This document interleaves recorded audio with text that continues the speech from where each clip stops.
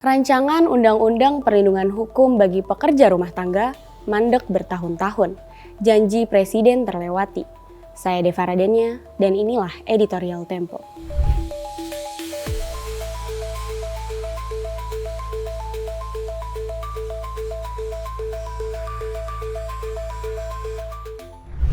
Perlindungan untuk pekerja rumah tangga tampaknya masih jadi objek tarik ulur para politikus di Dewan Perwakilan Rakyat. Sudah 22 tahun sejak pertama kali diusulkan, rancangan undang-undang yang mengatur soal ini belum juga disahkan.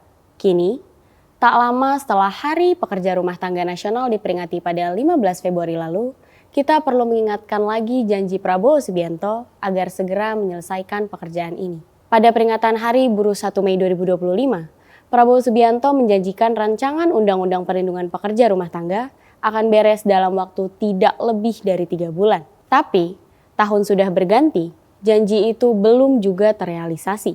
Kepastian hukum atas jaminan perlindungan mereka yang bekerja sebagai asisten rumah tangga pun masih belum ada. Selama ini, pekerja rumah tangga tidak terakomodasi dalam Undang-Undang Ketenagakerjaan. Posisi pekerja rentan, meski jumlah mereka cukup banyak. Data Kementerian Ketenagakerjaan menyebutkan, jumlah pekerja rumah tangga per November 2025 mencapai 4,2 juta orang. Organisasi Buruh Internasional atau ILO bahkan mencatat jumlah pekerja rumah tangga sudah mencapai 4 juta orang pada 2015.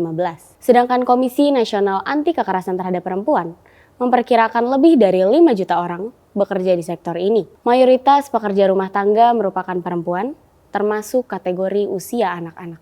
Perlindungan bagi para pekerja rumah tangga kian penting lantaran mereka rentan terhadap kekerasan, di mana angka kekerasan terhadap mereka meningkat dari tahun ke tahun. Pada 2019 misalnya, angkanya kurang dari 500 kasus, namun setahun kemudian terjadi lonjakan menjadi 900 kasus. Bahkan Jaringan Nasional Advokasi Pekerja Rumah Tangga atau JALA PRT mencatat, jumlah kekerasan terhadap pekerja rumah tangga periode 2021 sampai 2024 mencapai 3.308 kasus. Bentuk kekerasan yang dialami mereka beragam, mulai dari kekerasan fisik sampai psikis. Bahkan, tak jarang dari mereka menjadi korban perdagangan manusia. Data yang dirilis JALA PRT bisa jadi hanya puncak gunung es. Sebab, banyak pekerja rumah tangga yang menjadi korban kekerasan enggan melapor. Selain menekan angka kekerasan, Undang-Undang Perlindungan Pekerja Rumah Tangga bisa mencegah eksploitasi terhadap pekerja. Selama ini, pekerja rumah tangga diperas hingga tetes keringat terakhir.